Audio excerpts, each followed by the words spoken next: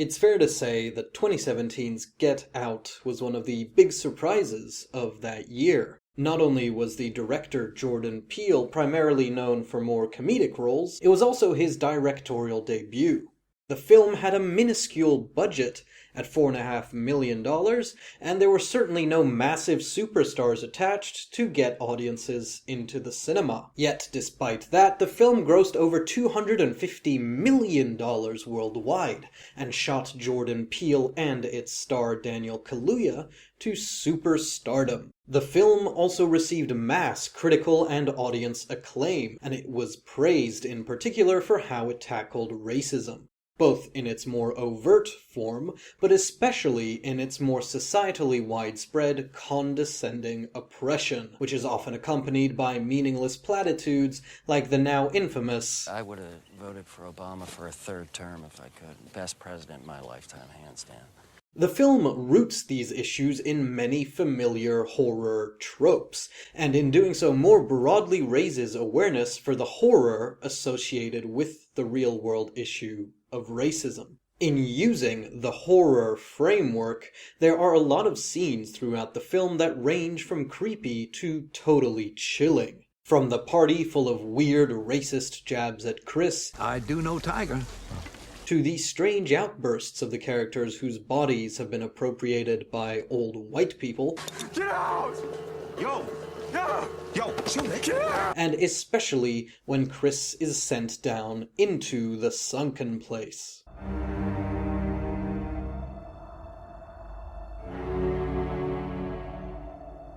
But none of those scenes really terrified me when I watched it for the first time. We were only about 2/3 of the way through the movie, so I knew that in all likelihood, even when he was trapped in the sunken place, Chris was probably going to get out. And he did.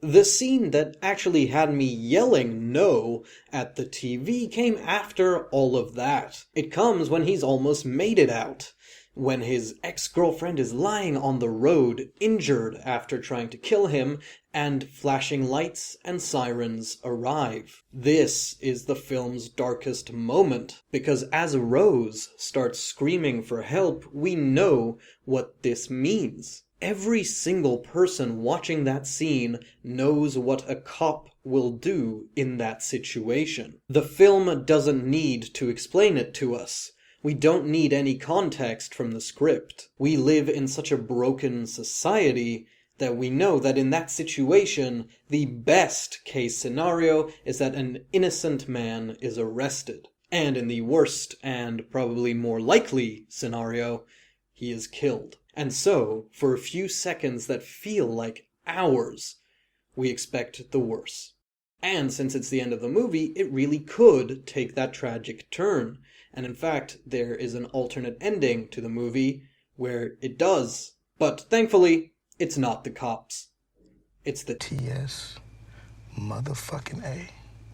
When Get Out first released, I'd hoped that it might be a turning point. But what the last week has shown is that it wasn't. And the movie's most terrifying scene came to real life, not just once, but twice within that week. First with a woman, Amy Cooper, who threatened to set the cops on a black man, much like Rose at the end of Get Out. All just because the man in question, Christian Cooper, was trying to get her to follow park regulations. Police brutality towards African Americans is so well entrenched into the American collective consciousness that that is something she literally calls out to Christian. "Please call the cops. I'm gonna tell them there's an African American man threatening my life." Thankfully, nothing came of that incident, and no one was hurt. But that cannot be said for what happened within just hours, when the police were called to arrest a man called George Floyd for allegedly using a fake $20 bill. They did not show any such restraint. So little empathy did they have that they continued to violently apply pressure on his neck, even though they were being filmed on camera in broad daylight. Floyd couldn't breathe. He begged for breath over and over again, and they didn't stop, even when he couldn't beg anymore.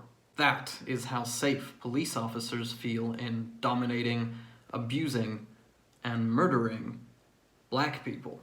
The officer who murdered George Floyd is called Derek Chauvin, and even though he was caught on camera murdering this man, it took days for him to be arrested. And even so, the charges are only of manslaughter and third-degree murder, which means the prosecutors do not believe that he had violent intent. This despite his very violent intent being laid bare for the whole world to see right on camera. The final scene of Get Out isn't just a nightmare that ends when the movie's credits roll. It's wretched and it's alive today. And it has been for decades. It's not a few bad actors, but a whole system built on racism and prejudice. Again, this scene doesn't need explanation from the movie. We all know why a cop arriving at that scene is horrible without the movie ever needing to tell us why. And that's because we all know that the system does not work. So if you're white and watching this, don't clutch your pearls at rioters and looters. Don't sit up on this imagined moral high horse because some protesters burnt down a police station or took some stuff from a Target. This is a community that has been taking part in peaceful protests for years, and despite decades of those protests, nothing has changed.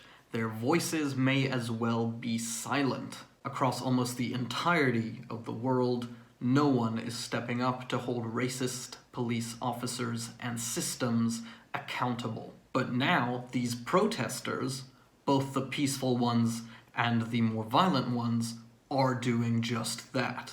So listen to their revolution and their cries for justice. This isn't a time to complain about civility or peace. It's a time for justice for George Floyd and the thousands of others who have come before him. It's a time for us to shut the fuck up and listen. And in that vein,